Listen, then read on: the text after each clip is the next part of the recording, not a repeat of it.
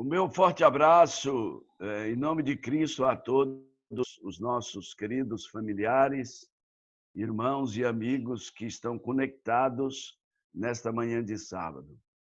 Eu louvo a Deus nos dar o privilégio de compartilhar com os amigos e irmãos a palavra do Senhor.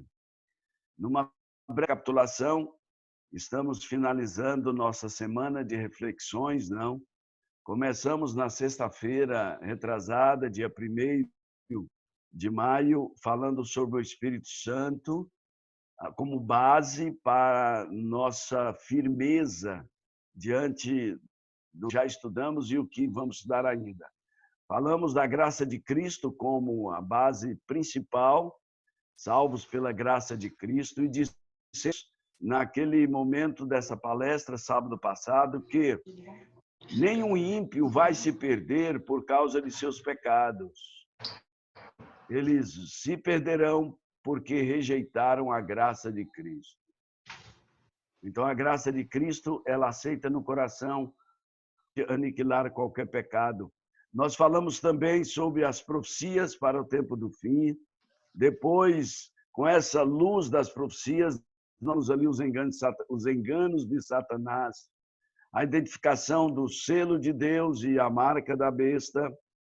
Nós estudamos sobre o orçamento e eu sentia a única palestra que eu não consegui passar para os meus amigos ainda foi essa. Nós tivemos problema, caiu a internet, foi gravado em 2 links, mas não ficou bom e estamos tentando ainda ajustar para passar sobre o selamento.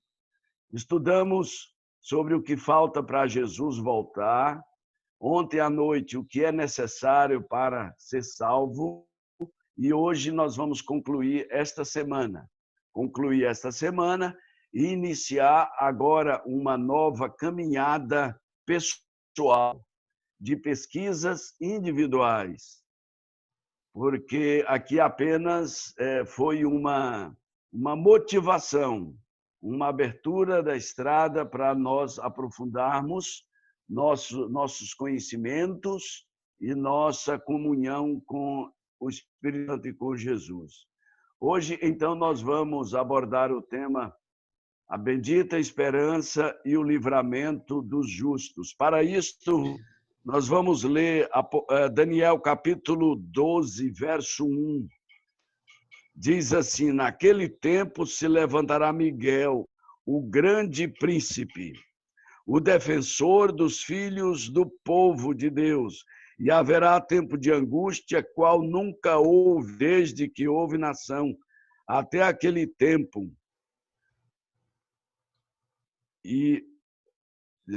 Até aquele tempo, mas naquele tempo será salvo o teu povo, todo aquele que for achado escrito no livro da vida. Que visão maravilhosa Daniel teve, né? Está falando aqui numa profecia escatológica para os dias da volta de Jesus. E nós já estudamos aqui o livro, a carta de Pedro, 2 Pedro, capítulo 2, 10, 11, 12, que esse retorno de Jesus, ele não vai demorar mais, está bem perto. E descreve ali manifestações físicas de uma forma sobrenatural. Diz que os elementos da terra serão abrasados em fogo, serão desfeitos, né? E outra cena maravilhosa dessa manifestação maravilhosa, a ressurreição dos justos. E Paulo nos fala isso em 2 Tessalonicenses, capítulo 4, versos 16 e 17. São cenas maravilhosas. Esta cena da ressurreição dos justos, para mim, é uma das mais marcantes. Então, meus irmãos e amigos, ainda nessas palavras introdutórias, a volta de Jesus será o maior acontecimento da história da humanidade. Ansiada pelos escritores bíblicos, pelos patriarcas, pelos heróis da fé, alimentada a fé e o sacrifício de homens e mulheres, assim com a volta de Cristo, a esperança da volta de Cristo.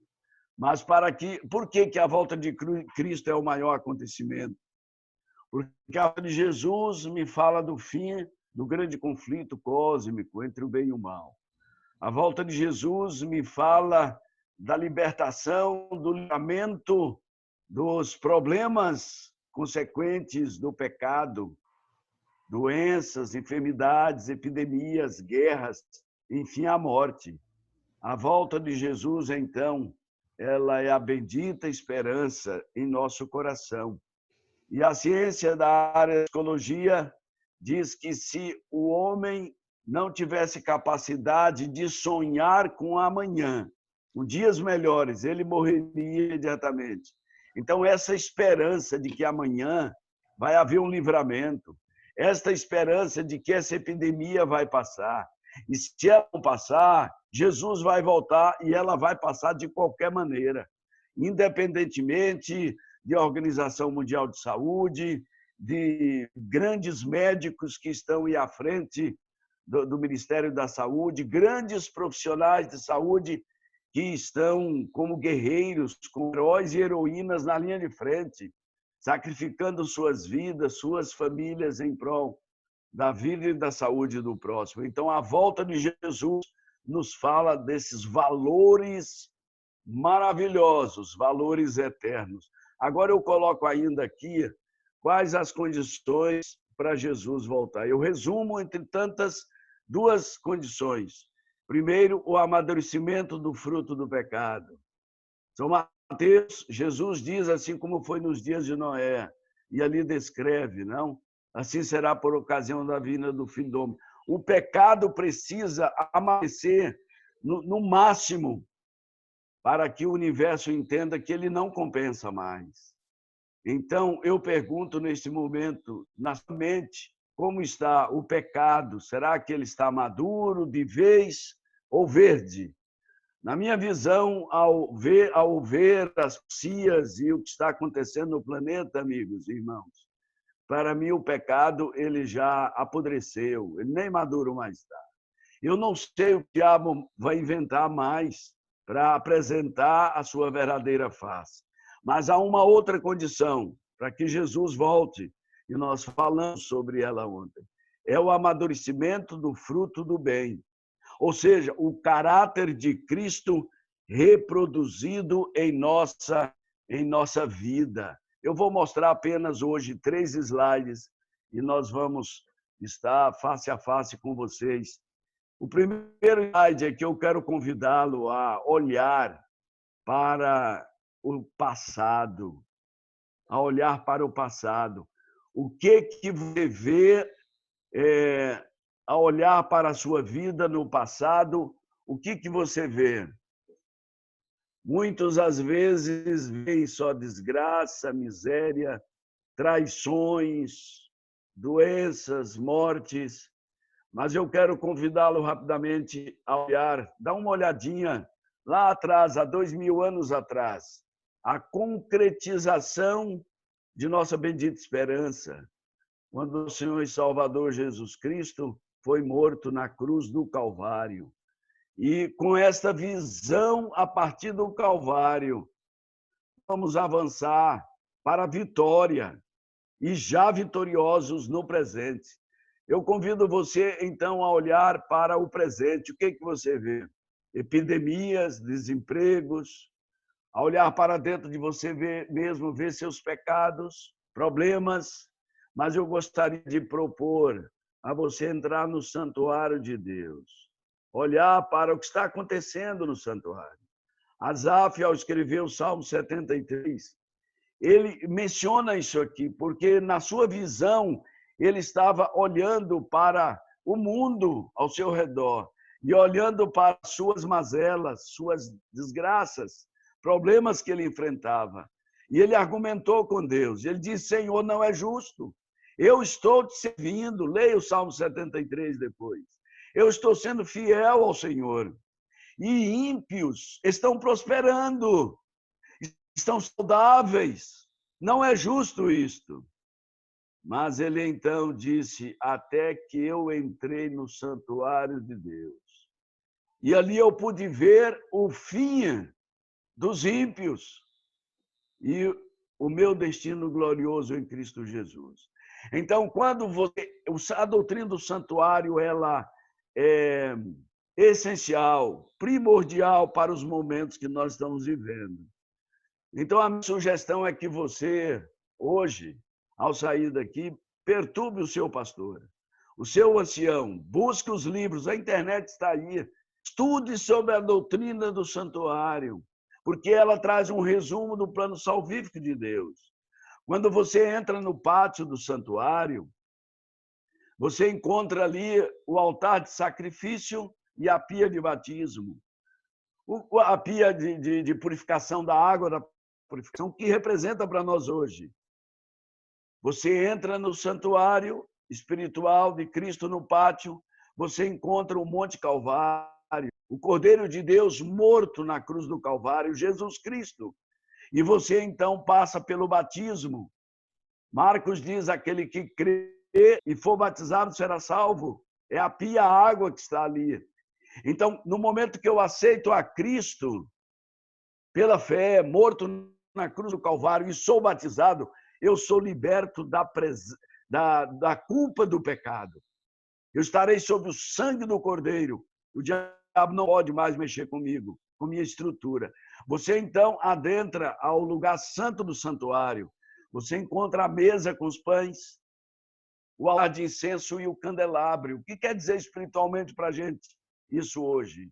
Ora, você agora liberto da culpa do pecado, mas ainda você é um pecador.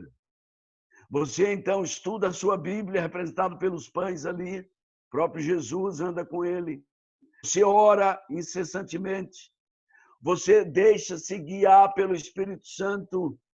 Então, aí você é liberto do poder do pecado. Olha que maravilha, que lições maravilhosas. No pátio, eu sou liberto da culpa. O sangue está sobre o Cordeiro. Nós já vimos. No lugar santo, com o estudo da Bíblia, a oração e dirigida a minha mente, guiados pelo Espírito Santo, nós somos libertos do poder do pecado. Por mais que venhamos a pecar, todavia nós não estamos mais debaixo do jugo do pecado. Nós somos guiados agora pelo Espírito de Deus. E então, finalmente, mas ainda estamos na presença do pecado. Por mais que a gente esteja liberto da culpa, liberto do poder do pecado, ainda vivemos aqui, ainda estamos na presença do pecado. Você então entra no lugar santíssimo e ali você encontra o Shekinah, você encontra a Arca da Aliança, que representa ali a presença de Deus. E aí, simplesmente, quando você projeta-se para o futuro, a volta de Jesus Cristo, você será liberto finalmente da presença do pecado. Isso é entrar no santuário de Deus, irmãos. Que maravilha! Que doutrina fantástica esta! Agora eu faço uma pausa. Eu pergunto a você: é desejo do seu coração ver Jesus voltar? Está aí às nossas portas essa mensagem. Está às nossas portas. Você realmente quer ver Jesus voltar? De que maneira? Continuando da maneira que estamos, nós vamos ver a seguir na conversa, na mensagem a seguir. Mas antes, eu quero trazer essa reflexão na voz da Cibele, que de Bonito, Mato Grosso do Sul, para nós, neste momento, com a pergunta: queres mesmo ver Cristo voltar? Tenha bondade, Cibele. Se Jesus viesse hoje, qual seria o teu viver? Desprezas o estudo e oração, ou estarias pronto, repleto de emoção, se tu hoje te encontrasses com Jesus? É real teu desejo de vê-lo voltar. Tu anseias por teu Salvador. São teus lábios louvor, é tua vida, amor. Queres mesmo ver Cristo voltar? Se Jesus viesse hoje, qual seria o teu sentir? Talvez tu procurasses te esconder devido a algum pecado que não queres submeter. Que horror com ímpios perecer. É real teu desejo de vê-lo voltar. Tu anseias por teu Salvador. São teus lábios louvor, é tua vida, amor. Queres mesmo ver Cristo voltar? Amém. Que pergunta reflexiva, não?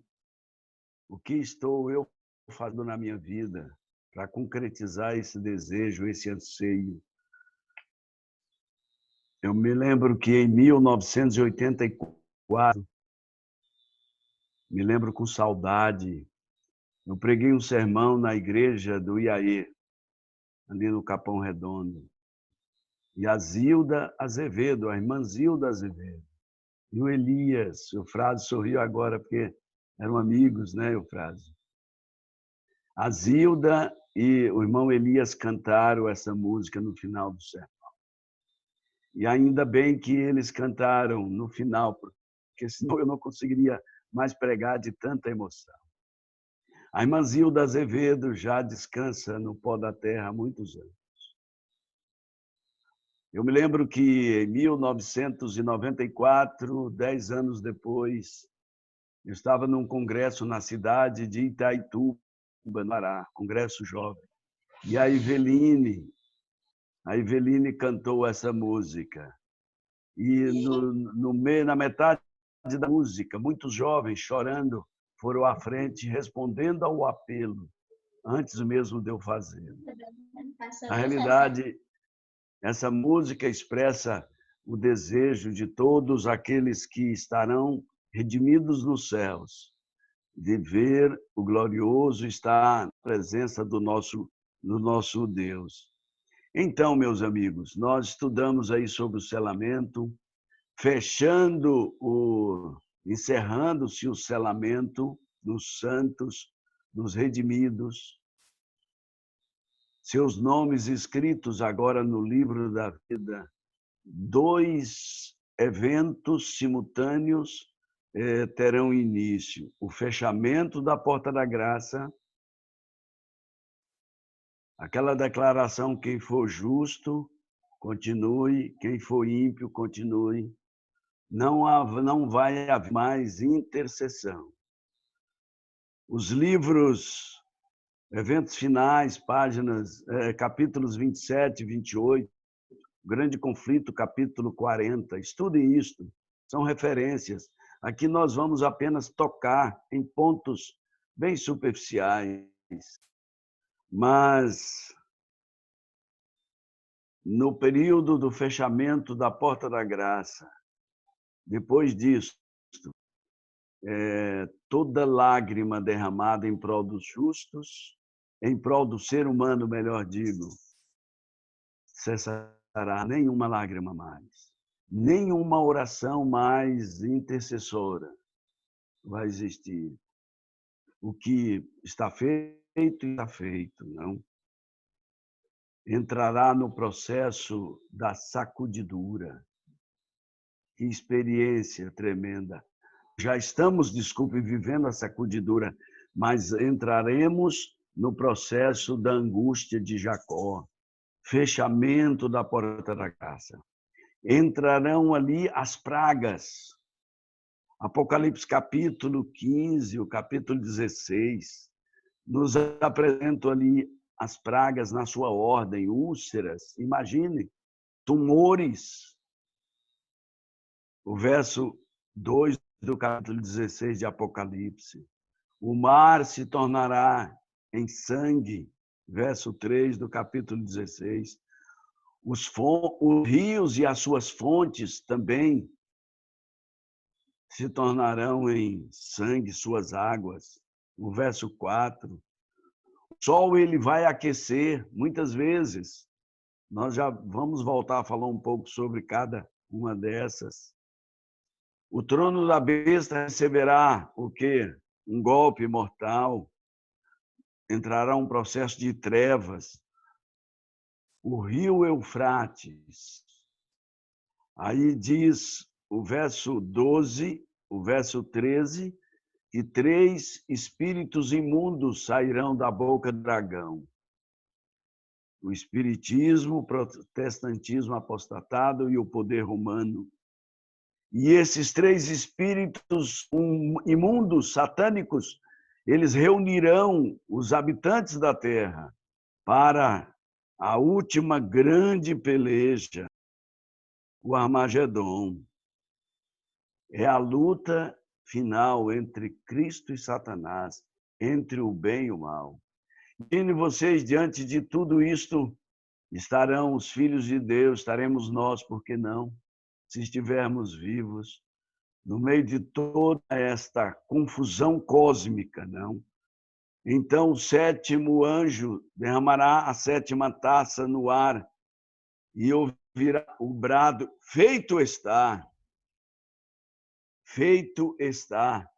Eu vou ler, basicamente, a descrição de Apocalipse, capítulo 16, os versos 17 em diante. Olha que descrição tremenda destes acontecimentos. Diz assim: então derramou o 7º anjo, capítulo 16 de Apocalipse, os versos 17.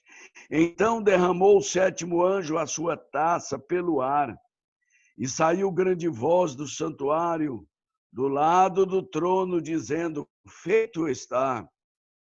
E sobrevieram relâmpagos, vozes e trovões, e ocorreu grande terremoto, como nunca houve igual desde que há gente sobre a terra. Tal foi o terremoto forte e grande. A grande cidade se dividiu em 3 partes, e caíram as cidades das nações. Que cena, hein? E lembrou-se Deus da grande Babilônia para dar-lhe o cálice do vinho do furor de sua ira. Todas as ilhas fugiram e os montes não foram achados. Também desabou do céu sobre os homens grande saraivada com pedras bem pesadas. E por causa do flagelo da chuva de pedras, os homens blasfemavam de Deus, porquanto o seu flagelo era sobremodo grande. Que visão tremenda Deus deu a João, nos adiantando assim, para estarmos atentos sobre estas coisas que deveriam acontecer. Meus amigos e irmãos, diz Ellen White que o que está por vir, homem algum na terra já presenciou, já viveu. Ela menciona que os mais terríveis juízos, pragas, nunca vividos e experimentados ou imaginados, estão diante de nós. Os ímpios, por um lado, em 2 grupos, eles agem com 2 frentes.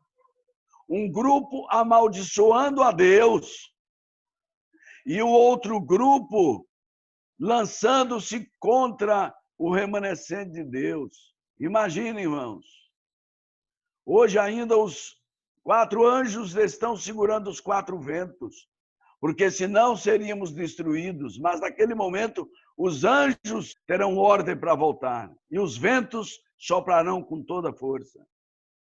Então diz Ellen White, um grupo grita blasfemando de Deus devido às pragas, os terríveis juízos, e o outro grupo de ímpios se lançar-se-ão contra o remanescente de Deus.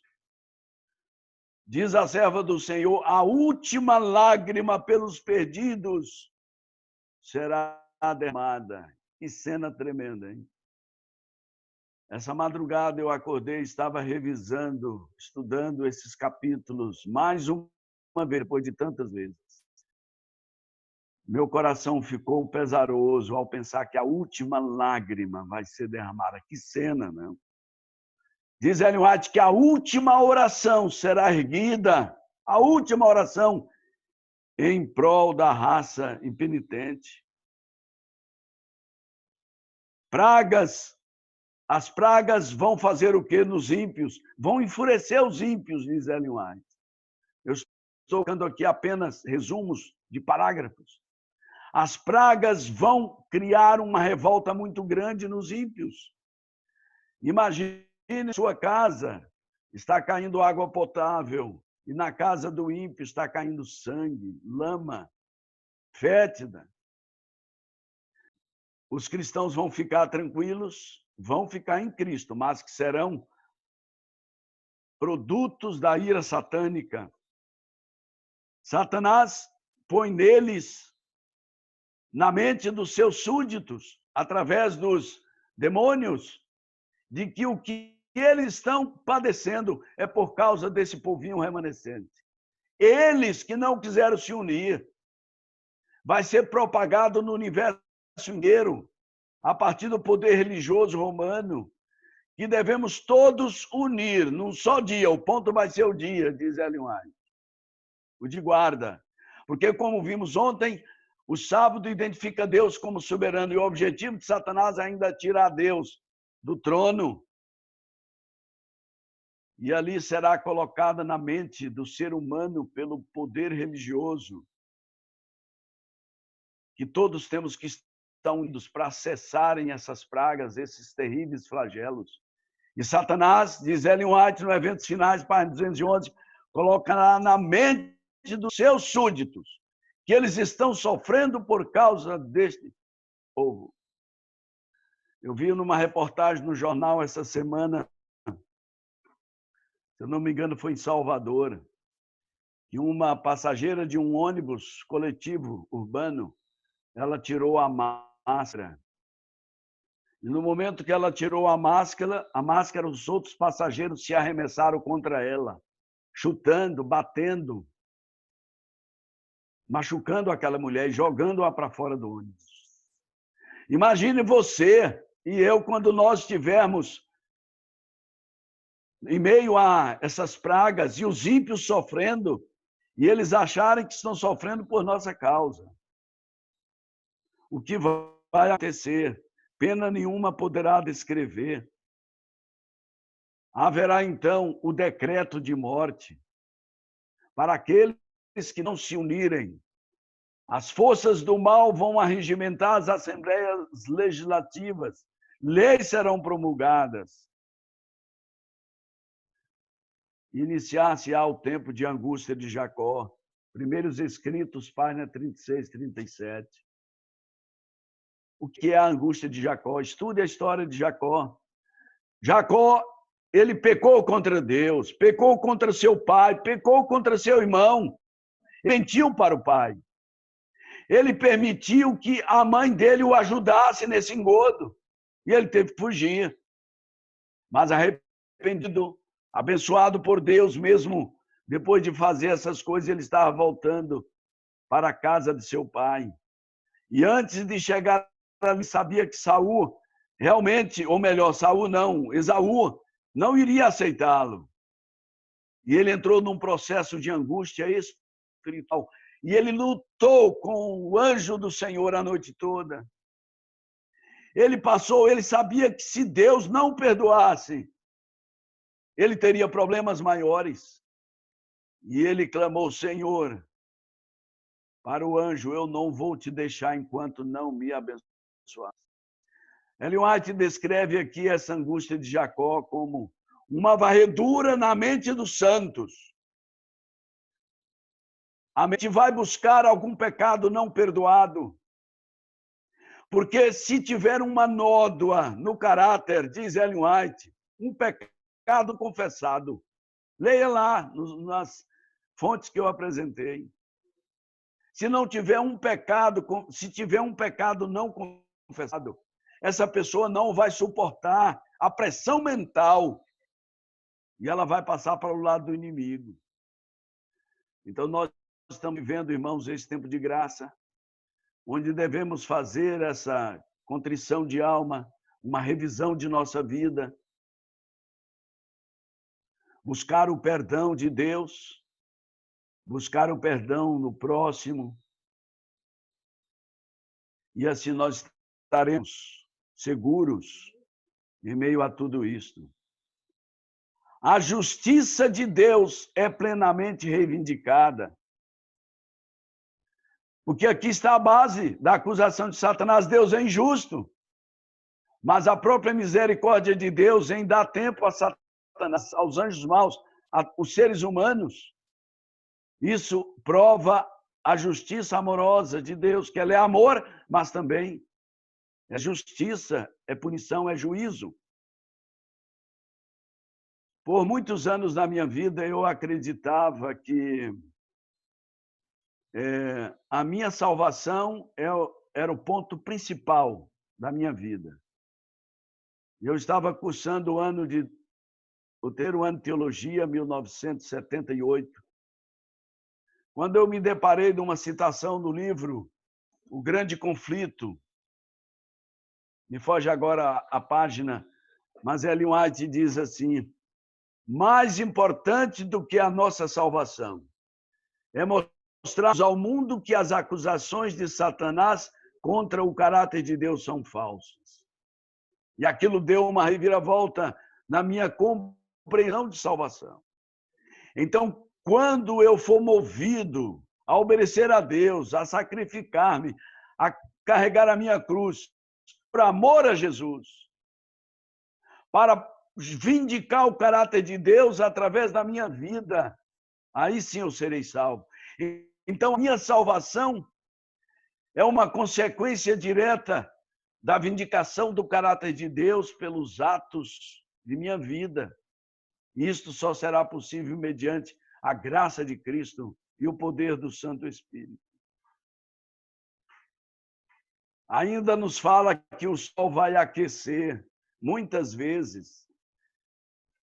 Eu me assustei com o que está escrito aqui no livro Eventos Finais, página 211, Ellen White, repetindo aqui o que está nas profecias de Joel e Amós. Joel, capítulo 1, versos 10 a 12, versos 17 a 20, e Amós, capítulo 8, verso 3. Olha o que a Pena Inspirada descreve quando houver o aquecimento do sol. Diz assim: e a terra está triste naquele tempo terrível, porque a colheita do campo pereceu, todas as árvores do campo secaram, e a alegria se secou entre os filhos dos homens. A semente apodreceu debaixo dos seus torrões, os celeiros foram assolados, como geme o gado. As manadas de vacas estão confusas, porque não há pasto. Continua a Pena Inspirada. O fogo consumiu o pasto e esse tornou-se em deserto. Olha que descrição tremenda, irmãos. Os cânticos no templo ou nos templos serão gritos de dor naquele dia, diz o Senhor Jeová, muitos serão os cadáveres em todos os lugares, serão lançados fora em silêncio. Descrição tremenda. São apenas lampejos do que haveremos de presenciar se vivos estivermos. Há uma outra declaração no grande conflito e no eventos finais, que Ellen White garante que essas pragas não serão universais, serão localizadas. Leiam lá.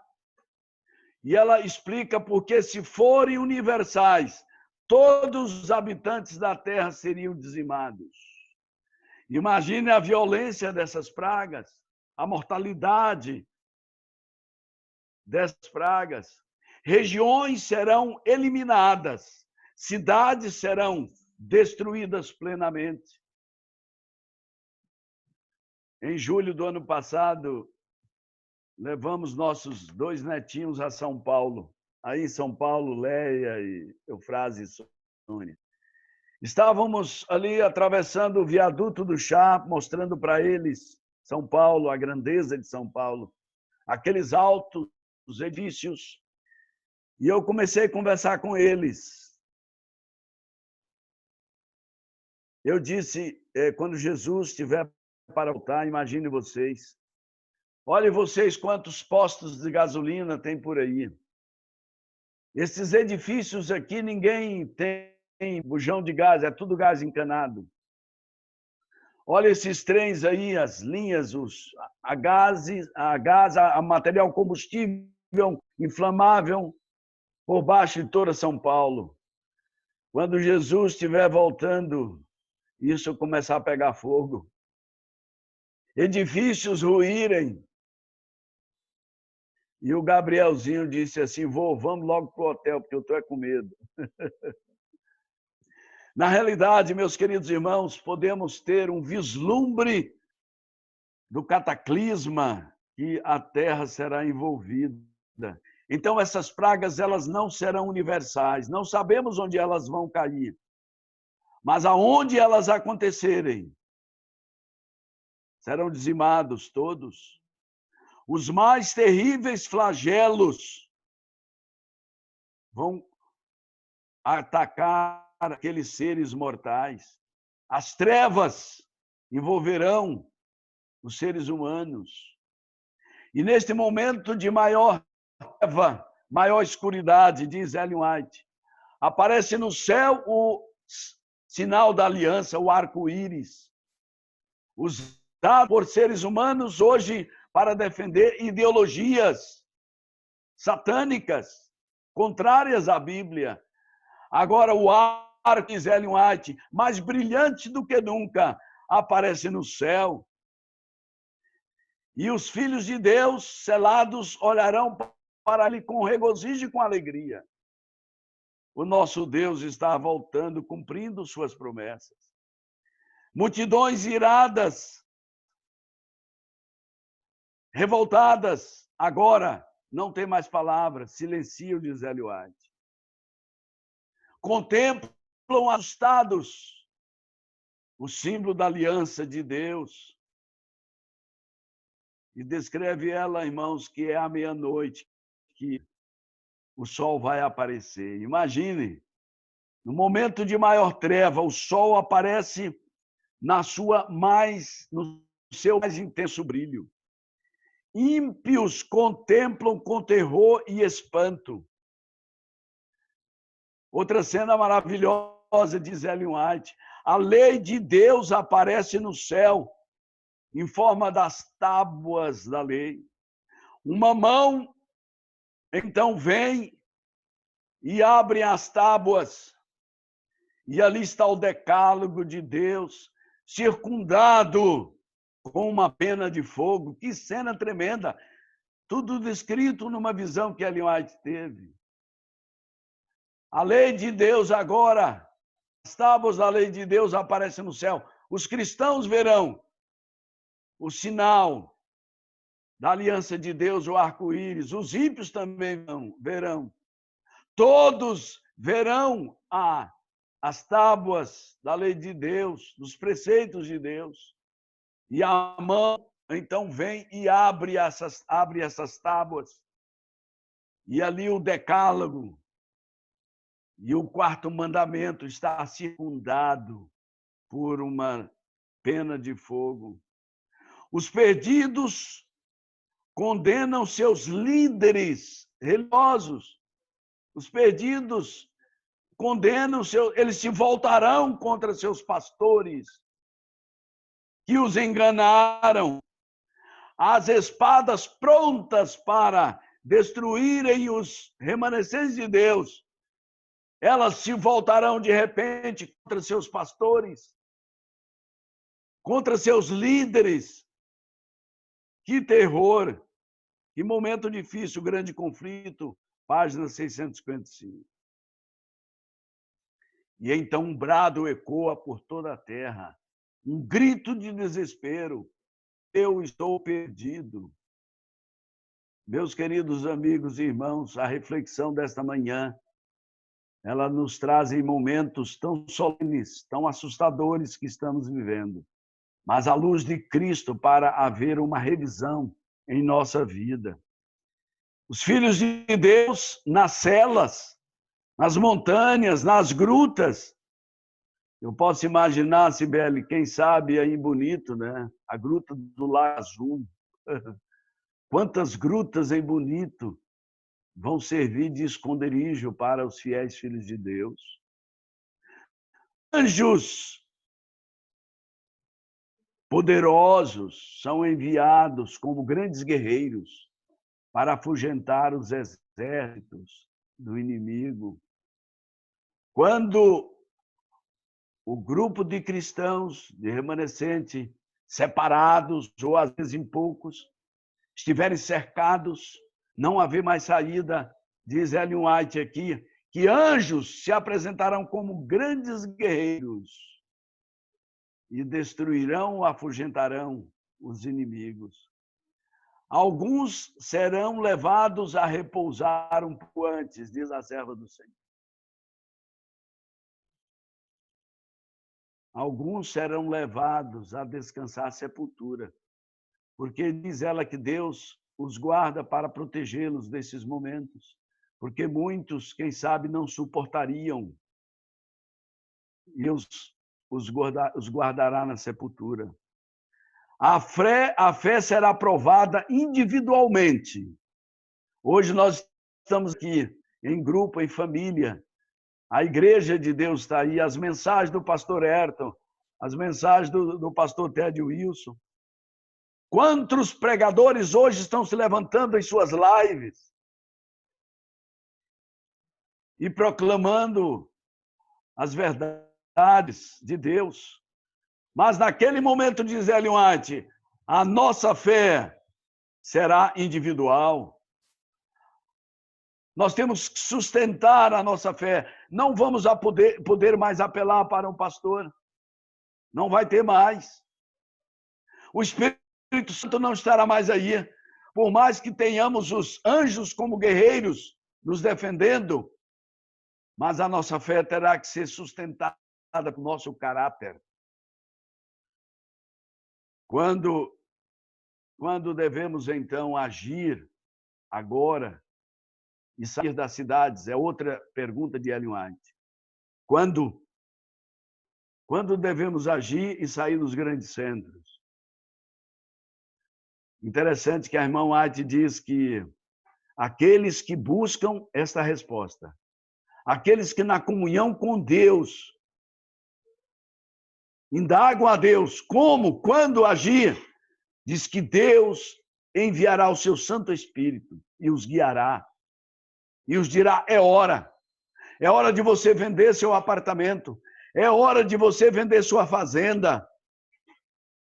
É hora de você agir.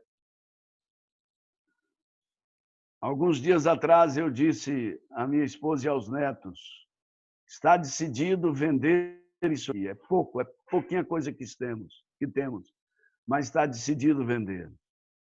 Eu não vou colocar em imobiliária. Na hora certa, Deus vai mandar a pessoa certa e vai comprar. É impossível fazer negócios nos dias de hoje. É impossível, quase. Mas, para o cristão, não se preocupa, vai acontecer.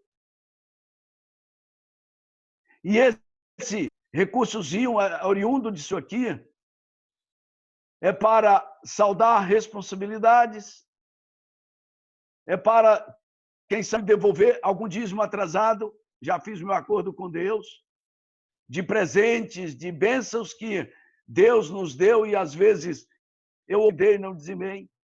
Eu não tenho vergonha de abrir o coração. E eu já fiz meu pacto com Deus. É isso aqui, na hora certa, o Senhor vai me orientar e vai mandar a pessoa certa e eu vou agir. Tem dormido em paz?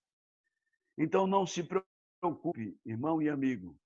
A preocupação agora é essa comunhão com Deus, essa conversa com Deus.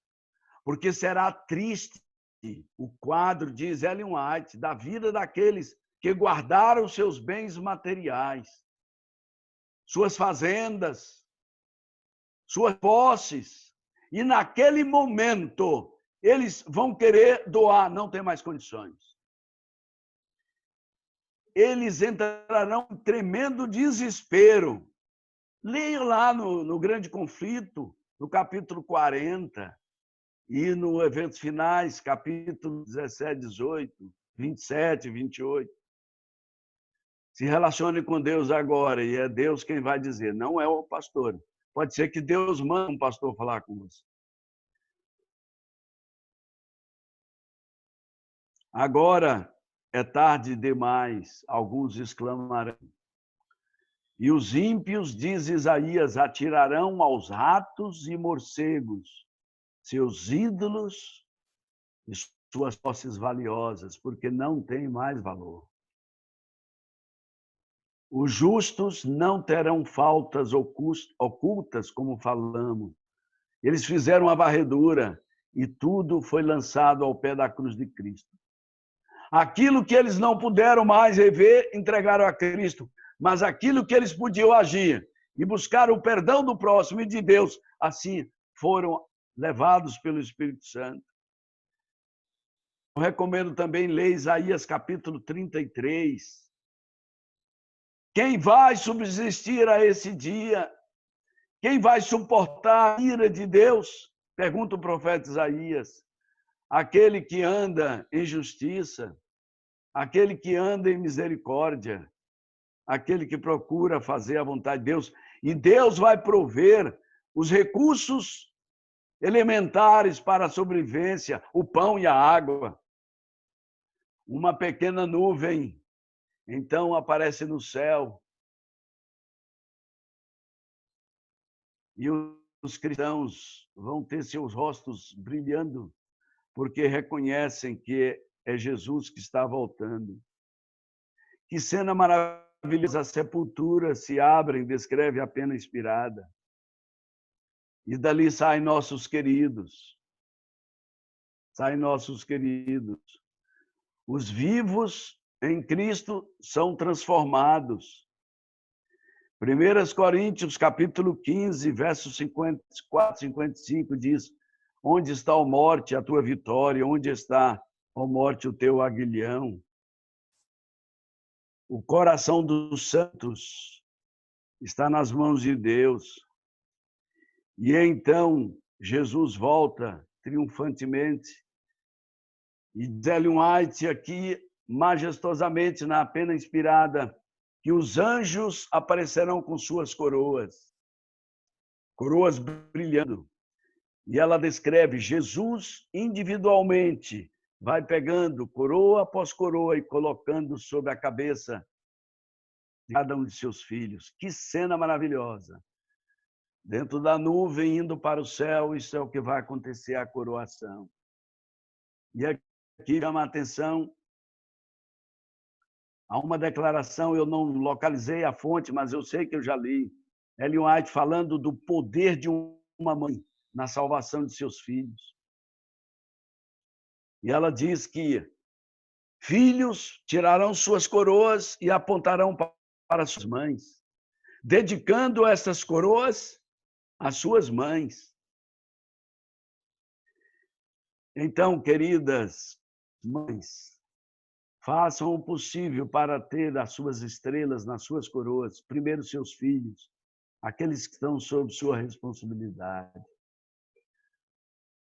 O trabalho de uma mãe, diz Ellen White, do Lar Adventista, é superior ao trono de uma rainha. Anjos gostariam de estar no seu lugar, mamãe. Em 1990, morava em Porto Alegre, era JA da Associação Sul-Rio Grande. E era uma data como esta, o Dia das Mães. E parabéns agora a todas as mamães aí pelo seu dia. E então era uma data como esta e eu liguei para minha mãe, Dona Isaulina, e disse: minha mãe, eu tenho um presente para a senhora. Meu presente é este. Quando receber a minha coroa, indo para o céu, eu quero dedicá-la à senhora. Eu quero dedicar a minha coroa à senhora, mãe. E no dia que eu fui acompanhar o final da vida de minha mãe, era 17 horas e 29 minutos, do dia de 29 de julho de 2010. É o último suspiro, eu seguro em sua mão. E eu fechei os olhos dela. E no dia 30, ali na igreja, os parentes prados estavam ali para dirigir a mensagem fúnebre. E alguém me procurou: pastor, o senhor é duro demais. Como pode um filho ser tão insensível, pregar o sermão fúnebre da própria mãe? Por que o senhor não pede outro pastor para fazer isto? E eu disse: sabe, amigo, eu posso fazer isso sim, porque minha mãe me ensinou de que isso aqui é passageiro. É um tempinho apenas. Eu estou com lágrimas nos olhos, mas cânticos no coração. E ali, no dia 30, colocamos o corpo da dona Isaulina, com quase 98 anos na sepultura. Mas logo, logo ela vai ser tirada dali. Eu preciso terminar, irmãos. Eu preciso terminar. Eu falei algo aqui de que Deus vai guiá-lo. Acredite nisso. Vai guiar nas suas decisões, vai guiar nos seus livramentos. Não se preocupe, vai guiar sim. Se você tiver um coração puro e buscar a Deus, eu digo, o coração puro é aquele que está na presença de Deus, dorme no colo de Jesus. Desculpe, mas tem uma outra experiência que eu preciso compartilhar com você. Mesmo sendo um ser imerecedor, mas meu coração busca a orientação divina. Em 1998, era pastor da Penha, em São Paulo, e fomos de férias para Belém. E ao sair de Belém, no último dia, fomos despedir do meu sogro e da minha sogra, seu Jacinto e dona Nilda. Paramos o carro em frente à casa deles, a Rosalé está sentada ali, está me ouvindo. E nos despedimos, abraçamos. Quando eu peguei o carro, estava saindo, eu olhei pelo retrovisor e dei uma ré. Aí vi seu Jacinto e dona Nilda debruçados sobre o muro. Dei ré imediatamente no carro e disse: Rosa, Ricardo e Eduardo, descem e dão um abraço no pai e no avô de vocês. Eu senti algo muito forte. Eu não sabia o que era. Eu só fiz. Mas nós já despedimos, mas faça isso de novo. E eles fizeram. Viajamos para São Paulo. 3 dias depois, a irmã da Rosalé, a Pesta, minha cunhada, ligou: Mana, você precisa voltar. Pai está no hospital. Pai vai morrer logo, você precisa estar aqui. E conversamos e eu falei: puxa, é muito complicado. Chegamos agora, de repente você vai e o pai não falece e você tem que voltar. Teremos que gastar do bolso, eu não vou ter apoio da organização nesse caso. Deixa eu conversar com Deus. E Rosalé está ali me ouvindo. orei ao Senhor e eu tive uma tranquilidade. Falei para ela, na hora certa você vai. Comprei a passagem. Naquele tempo ainda você podia mudar os voos sem pagar multa e tal. Hoje já está mais difícil. E a Pesta ligava, Rosa, pai, não vai amanhecer, vem embora. E eu dizia, espera, não é hora. Numa noite de quinta-feira, 2 semanas depois, eu sonhei com o meu sogro dentro do caixão. Era madrugada, amanhecendo sexta-feira. Eu disse, Rosa, prepara a tua bolsa, você vai viajar hoje para Belém.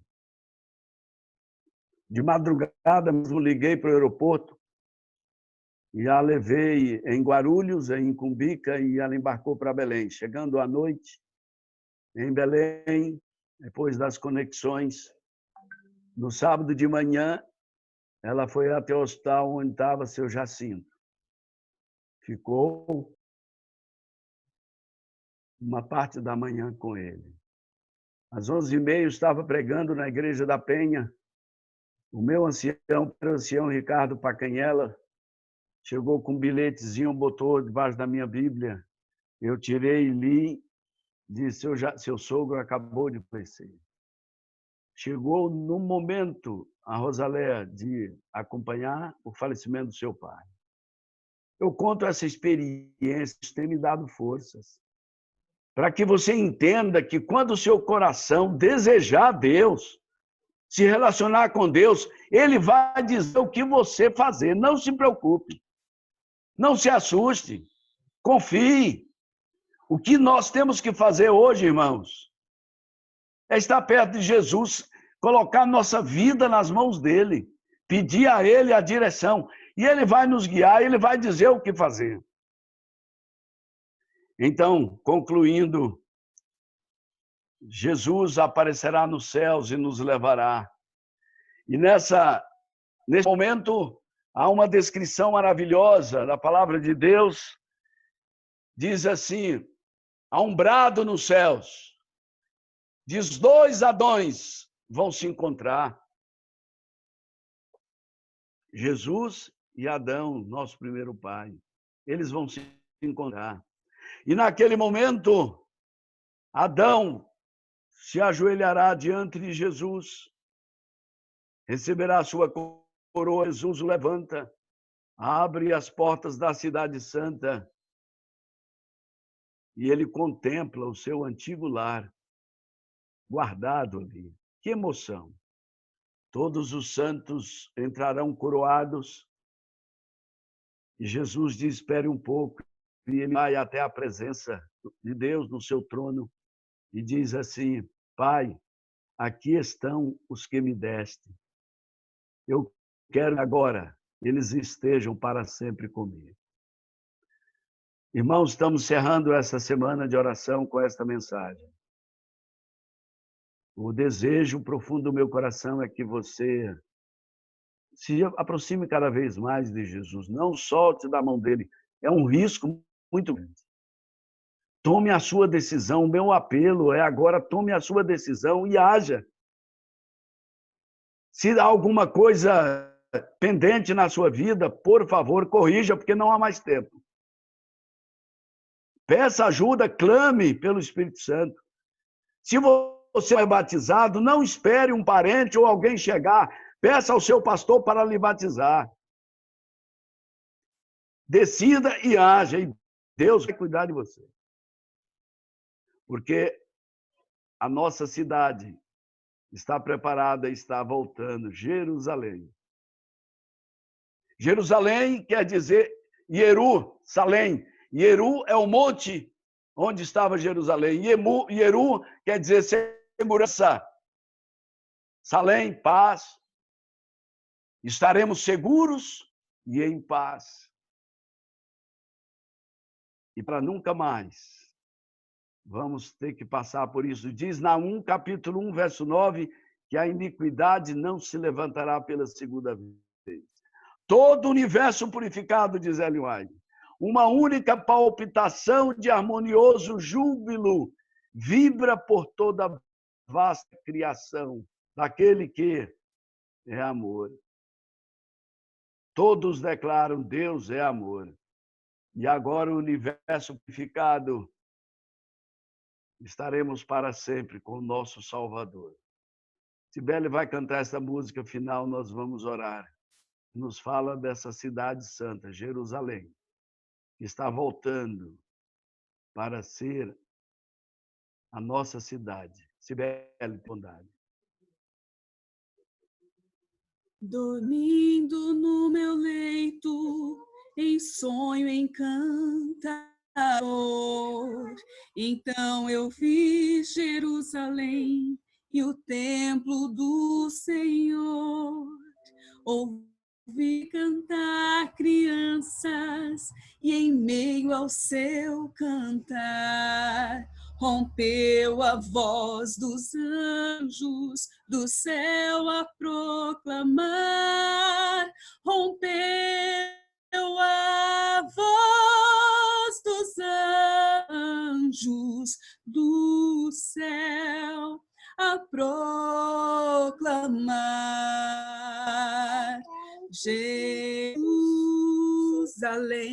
Jerusalém, cantai, ó Santa Grey, Hosana nas alturas, Hosana ao grande Rei. Então o sonho se alterou, não mais o som feliz. Cessaram as hosanas dos coros infantis. O ar em torno se esfriou, o sol faltava a luz. Num alto e tosco monte vi o vulto de uma cruz. Num alto e tosco monte vi o vulto de uma cruz. Jerusalém, Jerusalém, cantai, ó Santa Grey, hosanas nas alturas, hosana ao grande Rei. Ainda a cena se mudou, surgiu em resplendor a divinal cidade, morada do Senhor. Nas ruas era a luz de Deus, tão meiga em seu brilhar, e todos que queriam podiam lá entrar. A lua não brilhava a luz, nem sol nascia lá, na muito feliz Jerusalém, que nunca passará, na muito feliz Jerusalém, que nunca passará. Jerusalém, Jerusalém, o dia está a raiar,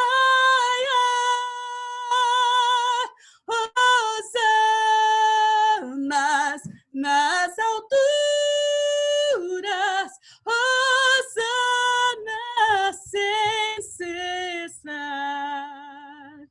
hosanas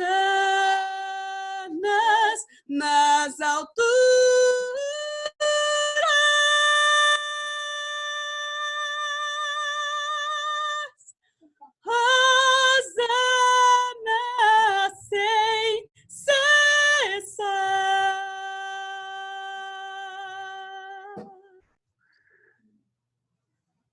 uma pena, é quase descrever esta cena maravilhosa.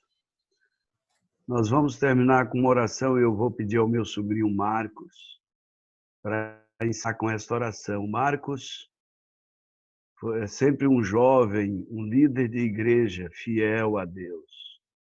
Nos tempos que trabalhávamos no sul do Pará, ele era um dos líderes de jovens que mais eu admirava. Ancião de igreja, Marcos, muito obrigado por você continuar firme, seguro nas mãos de Jesus. O tio admira muito a você, sua família. E neste momento eu quero ter a alegria de colocar esta bênção final, esta oração final, porque eu sei que Deus atende suas orações, Marcos. Vamos orar então. Querido bom Deus, a nossa vontade neste momento é que estivéssemos todos juntos. Mas nós temos vivido dias difíceis que têm dificultado esse nosso encontro pessoalmente. Mas, acima de tudo, ó Deus, nós te damos graças por nos conceder o dom da vida e por, neste momento, estarmos bem. E agora, Senhor, uma vez nós precisamos, nós decidimos e escolhemos estar em Tua presença e pedimos que o Senhor, por favor, mais uma vez nos aceite. Nós carecemos do Teu perdão, nós carecemos de santificação, nós carecemos de que a nossa fé seja acrescentada e nós carecemos, ó Deus, que a cada dia a necessidade e a vontade de ir para os céus esteja vívida em nossos corações. Então, por favor, Senhor, opere todas essas bênçãos e milagres em nossas vidas. Não porque mereçamos, mas porque acreditamos que o Teu plano de salvação, ele nos alcança todos os dias, em todas as circunstâncias. E aqui estamos, ó Deus, falhos como somos, pedindo que o Senhor, por favor, tenha misericórdia de nós. Cada um de nós, ó Deus, temos as nossas lutas, nossas limitações, e se olharmos por isso, ó Deus, jamais chegaremos aos céus. Mas, por favor, ó Deus, transforme a nossa natureza pecaminosa. Por favor, Senhor, não desista de todos os dias com Teu Santo Espírito mostrar-nos aquilo que temos falhado. E assim nós convertamos os nossos maus caminhos, porque sabemos que o arrependimento e a santificação precisam ser diários. E nesses dias difíceis, ó Deus, nos ajude, nos inspire para que nós sejamos bênção às pessoas que estão próximas de nós. Nos ajude, ó Deus, para que nós consigamos levar esperança a essas pessoas que estão com seus corações abalados, que não conseguem imaginar o que poderá acontecer. Mas nós sabemos, ó Deus, e te pedimos que o Senhor, por favor, faça de nós instrumentos nesse momento difícil. Obrigado por esse encontro, obrigado pela mensagem nessa manhã que recebemos. Obrigado por abençoar a vida e inspirar a vida do Teu servo, pastor Gilberto. E que cada família representada, ó Deus, que acompanha essa mensagem nesta manhã, seja abençoada para a honra, a glória e o louvor do Teu nome. É o que nós te oramos e pedimos em nome de Jesus. Amém.